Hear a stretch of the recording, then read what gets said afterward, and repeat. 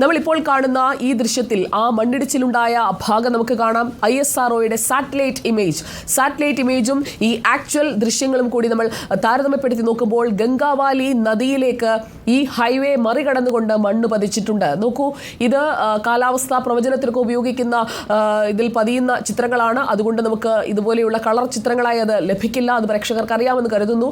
ഈ അപകടമുണ്ടായ സൈറ്റ് അവിടെ ഇപ്പോൾ നടത്തുന്ന പരിശോധന, ഇപ്പോൾ NDRF സംഘമൊക്കെ ഇവിടെ പരിശോധന നടത്തുന്നത് ഒരു മേഖലയിൽ കേന്ദ്രീകരിച്ചാണോ എന്നതുകൂടി നമുക്ക് അറിയേണ്ടതുണ്ട്.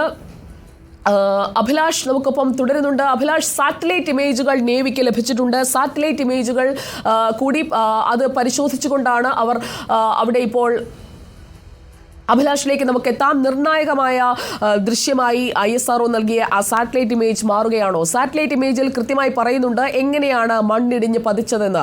ആ മണ്ണിടിഞ്ഞ് വന്ന വഴി അത് കൃത്യമായി നമുക്ക് കാണാൻ കഴിയും. മലയിടിഞ്ഞ് ദേശീയപാത വഴി ദേശീയപാത മറികടന്ന് ഗംഗാവാലി നദിയിലേക്ക് വന്ന് വീണിട്ടുണ്ട്. ഗംഗാവാലി നദിയിൽ നടുവിലായി ഒരു മൺതിട്ട അപകടമുണ്ടായ വേളയിൽ തന്നെ രൂപപ്പെട്ടിട്ടുണ്ട്.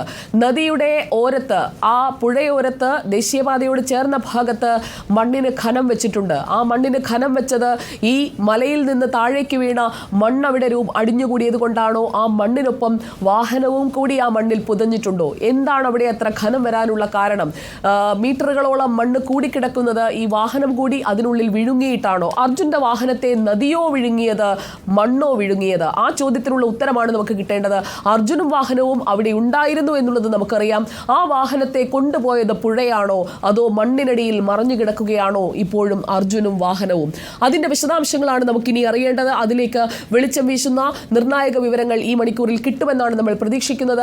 തെരച്ചിൽ നടക്കുന്ന സൈറ്റിലേക്ക് നമ്മൾ ഉറ്റുനോക്കിയിരിക്കുകയാണ്. തത്സമയ ദൃശ്യങ്ങൾ പ്രേക്ഷകരിലേക്ക് തുടർച്ചയായി എത്തിച്ചുകൊണ്ടിരിക്കുകയാണ്. പ്രതികൂല കാലാവസ്ഥയും തരണം ചെയ്തുകൊണ്ട് ഞങ്ങളുടെ വാർത്താ സംഘം. അവിടെ മണ്ണിനുള്ളിൽ അർജുനുണ്ടോ? നദിയിലേക്കാണോ വീണത്? ഈ രണ്ട് ചോദ്യങ്ങൾക്കുള്ള ഉത്തരമാണ് നമുക്ക് കിട്ടേണ്ടത്. പുഴയുടെ അടിത്തട്ടിലെ കൃത്യമായ ദൃശ്യങ്ങൾ, കൃത്യമായ പരിശോധന ഉറപ്പിക്കാൻ കഴിയാതെ പോകുന്നത് ഈ മണ്ണവിടെ ഉറഞ്ഞുകൂടി കിടക്കുന്നത് കൊണ്ടാണ്. പാറക്കഷണങ്ങളടക്കം നദിയുടെ അടിത്തട്ടിൽ പതിഞ്ഞു കിടക്കുകയാണ്. പാറക്കഷണങ്ങൾ കൊണ്ട് രൂപപ്പെട്ട ഒരു പാറക്കൂട്ടവും മണ്ണും ചേർന്ന സ്ട്രക്ചറാണോ ഗംഗാവാലി നദിയുടെ നടുവിൽ നമ്മൾ കണ്ടുകൊണ്ടിരിക്കുന്നത്? ആ നടുവിലെ ആ മണ്ണിന്റെ കൂമ്പാരം, ഒരു ചെറിയ തുരുത്ത് പോലെ രൂപപ്പെട്ടിരിക്കുന്ന ഭാഗം, അതെന്താണ്? അതിനുള്ള ഉത്തരം കിട്ടണമെന്നുണ്ടെങ്കിൽ അവിടെയുള്ള പരിശോധനകൾ പൂർത്തിയാകണം. ഇപ്പോൾ നദിയുടെ ഓരത്തെ പുഴയും റോഡും തമ്മിൽ ചേരുന്ന ഭാഗത്തെ, കടയുണ്ടായിരുന്ന ഭാഗത്തെ, അവിടുത്തെ മണ്ണാണ് ഇപ്പോൾ മാറ്റിക്കൊണ്ടിരിക്കുന്നത്. അവിടെയാണ് നേരത്തെ കൃത്യമായ പരിശോധനകൾ അവിടെ ഡീപ് സെർച്ച് മെറ്റൽ ഡിറ്റക്ടർ ഉപയോഗിച്ചുകൊണ്ട് നടത്തിയത്. പലതവണ ഡീപ് സെർച്ച് മെറ്റൽ ഡിറ്റക്ടറിന്റെ ഹെഡ് കോയിൽ അവിടെ പതിപ്പിച്ച് നോക്കുന്നത് നമുക്ക് കാണാമായിരുന്നു. സൂചനകൾ കിട്ടിയിട്ടുണ്ടോ NDRFനും സൈന്യത്തിനും അതുപോലെ തന്നെ അവിടെ അന്വേഷണം നടത്തുന്ന ഉദ്യോഗസ്ഥർക്കും? അതിന്റെ വിവരങ്ങൾ നമുക്ക് ലഭിക്കേണ്ടതുണ്ട്. കാരണം ഇപ്പോൾ അവിടം കേന്ദ്രീകരിച്ചുകൊണ്ടാണ് പരിശോധനകൾ നടക്കുന്നത്. തത്സമയ ദൃശ്യങ്ങളാണ് പ്രേക്ഷകരിലേക്ക് നമ്മൾ എത്തിച്ചുകൊണ്ടിരിക്കുന്നത്. മണ്ണ് മാറ്റുന്ന പ്രവൃത്തി ഇപ്പോഴും തുടരുകയാണ്. ഇപ്പോൾ സമയം 6 മണി കഴിഞ്ഞ് 18 മിനിറ്റ് ആയിരിക്കുന്നു. അവിടെ നദിയിൽ കൃത്യമായി ഒരു ലൊക്കേഷൻ ഐഡന്റിഫൈ ചെയ്ത് കഴിയുമ്പോൾ അവിടേക്ക് മുങ്ങൽ വിദഗ്ധർക്ക് ഊളിയിട്ടിറങ്ങാൻ കഴിയുന്നില്ല. കാരണം ശക്തമായ അടിയൊഴുക്ക് നദിയിലുണ്ട്. ഇപ്പോൾ ഗംഗാവാലി നദി ഒഴുകുന്നത് നമുക്ക് കാണാം. ഈ ഗംഗാവാലി നദിയുടെ ആഴത്തിലേക്ക്, അടിത്തട്ടിലേക്ക് പോയിട്ടുണ്ടോ അർജുൻ? അതോ ആ പുഴയോരത്തെ മണ്ണിനടിയിലാണോ അർജുൻ്റെ വാഹനം പെട്ടിരിക്കുന്നത്? അതിൻ്റെ കൃത്യമായ വിവരങ്ങളാണ് നമുക്ക് പ്രേക്ഷകരിലേക്ക് എത്തിക്കേണ്ടത്. ട്രക്ക് റോഡിലൂടെ ഉരഞ്ഞ് മറുഭാഗത്തേക്ക് എത്തുകയാണോ ചെയ്തത്? ആ ഡിവൈഡറിന് ഒന്നും സംഭവിച്ചിട്ടില്ല എന്നുള്ളതാണ് നമ്മളവിടെ കാണുന്ന വസ്തുത. വഴിക്കൊന്നും സംഭവിച്ചിട്ടില്ല. അപ്പോൾ ആ മണ്ണ് ഒരു ക്ലീൻ സ്വീപ്പാണോ അവിടെ നടത്തിയത്? ആ മണ്ണും പാറയുമെല്ലാം ഒറ്റയടിക്ക് കണ്ണടച്ചു തുറക്കുന്ന നേരം കൊണ്ട് പുഴയിലേക്ക് വന്ന് പതിക്കുകയായിരുന്നു. വലിയ ശബ്ദം കേട്ടു എന്നാണ് അവിടെ ഉണ്ടായിരുന്ന അഭിലാഷും ബിബിനും പറയുന്നത്. 150 മീറ്റർ അകലെയുണ്ടായിരുന്ന മലയാളികളാണവർ. അവർ കേട്ട ശബ്ദം വലിയ ഒരു ശബ്ദമാണ്. അതിനുശേഷം അവർ കണ്ട ദൃശ്യം ഒരു ബുള്ളറ്റ് ടാങ്കർ ഒഴുകി വരുന്നതാണ്. അതേ ബുള്ളറ്റ് ടാങ്കറാണ് 7 കിലോമീറ്റർ അപ്പുറം പിടിച്ചെടുത്തത്. അതിലെ ഇന്ധനം സുരക്ഷിതമായി മാറ്റിയത്, ഇന്ധനം ചോർച്ചയുള്ളതിനാൽ അവിടെയുള്ള ആളുകളെ ഒഴിപ്പിച്ചത്. ഇത്രയും കാര്യങ്ങൾ വസ്തുതാപരമായി നമുക്ക് സ്ഥിരീകരിക്കാൻ കഴിയുമ്പോൾ ഈ വാഹനം എവിടേക്കാണ് വാഹനത്തിലാണ് പോയത്. ഈ വാഹനം കണ്ടവരില്ല, ഈ വാഹനം എവിടേക്ക് വീണുവെന്നറിയില്ല, ഈ വാഹനത്തിന് എന്ത് സംഭവിച്ചു എന്നറിയില്ല. പക്ഷേ ആ വാഹനവും അതിലുള്ള അർജുനെയും തേടിയാണ് 8ാം ദിവസവും നമ്മൾ തെരച്ചിൽ നടത്തിക്കൊണ്ടിരിക്കുന്നത്. ദീപക് മലയമ്മ നമുക്കൊപ്പമുണ്ട്. ദീപക് മലയമ്മ, ടാങ്കർ കരയ്ക്കടുപ്പിക്കുന്നതും ഇന്ധനം മാറ്റുന്നതും ആളുകളെ ഒഴിപ്പിക്കുന്നതും എല്ലാം നടന്നു.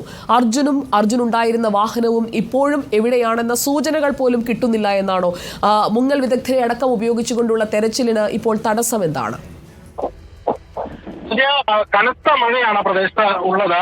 അതുകൊണ്ട് തന്നെ ഗംഗാവലി നദിയിലെ ഒഴുക്ക് ക്രമാതീതമായി വർദ്ധിച്ചിട്ടുണ്ട്. ജലനിരപ്പും ഉയരുന്ന സാഹചര്യം ഉണ്ടായിട്ടുണ്ട്. അതുകൊണ്ട് തന്നെ ഡൈവേഴ്സിനെ സംബന്ധിച്ച് അവിടെ പൂർണ്ണമായും ഡൈവിംഗ് നടത്തുക എന്നുള്ളത് സാധ്യമല്ലാത്ത സാഹചര്യത്തിലേക്ക് കാര്യങ്ങൾ എത്തിയിട്ടുണ്ട്. അതുകൊണ്ടാണ് നേവിയുടെ അടക്കം നദിയിലുള്ള തെരച്ചിൽ തൽക്കാലത്തേക്ക് ഇന്നത്തേക്ക് അവസാനിപ്പിച്ചിട്ടുള്ളത്. ഡിക്കി ബോട്ടുകളെല്ലാം തന്നെ കരയ്ക്ക് കയറ്റിയിട്ടുണ്ട്. അതേസമയം തന്നെ മണ്ണ് നീക്കുന്ന നടപടിക്രമങ്ങൾ ഇപ്പോഴും കരയിൽ പുരോഗമിക്കുന്നുണ്ട്. ഇന്ന് രാവിലെ മുതൽ നമ്മൾ കാണുന്നത് പോലെ ആ പുഴയോരത്തേക്ക് നിൽക്കുന്ന ആ മണ്ണ് അവിടെ നിന്നും നീക്കുന്നതിനുള്ള ശ്രമങ്ങളാണ് ഇപ്പോഴും പുരോഗമിക്കുന്നത്. അല്പസമയവും കൂടി മാത്രമേ അതും തുടരാനുള്ള സാധ്യതയുള്ളൂ. കാരണം അത്രമേൽ മോശം കാലാവസ്ഥയാണ് ഇപ്പോൾ ഈ മേഖലയിൽ ഉള്ളത്. കനത്ത മഴ തുടരുന്നു, ശക്തമായ കാറ്റുമുണ്ട്. ഒരു മണ്ണിടിച്ചിലിനുള്ള സാധ്യതയൊക്കെ അവിടെ നിലനിൽക്കുന്ന പശ്ചാത്തലത്തിൽ ഇനി കൂടുതൽ സമയം അത്തരത്തിൽ മണ്ണ് നീക്കുന്ന നടപടികളിലേക്ക് പോകാനുള്ള ഒരു അവസ്ഥ ഉണ്ടാകാൻ സാധ്യതയില്ല. പ്രത്യേകിച്ച്